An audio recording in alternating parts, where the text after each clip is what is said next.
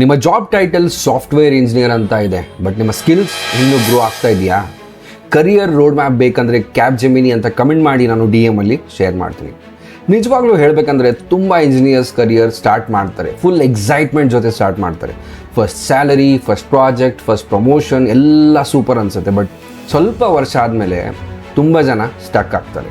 Same technology, same task, same comfort zone. Meanwhile industry ಮುಂದೆ ಹೋಗ್ತಾ ಇರುತ್ತೆ.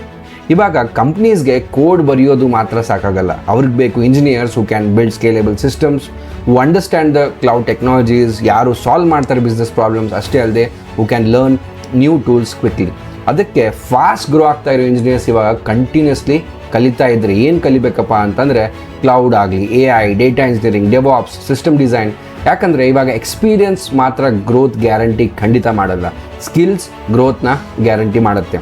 So years of experience collect ಮಾಡಬೇಡಿ, valuable skills collect ಮಾಡಿ.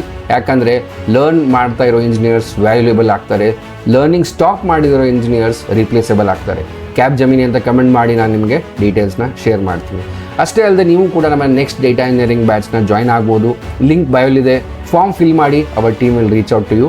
You can talk to them. ಅಷ್ಟೇ ಅಲ್ಲದೆ you can share this video with your friends and colleagues. Maybe ಅವ್ರಿಗೆ useful ಆಗ್ಬೋದೇನೋ.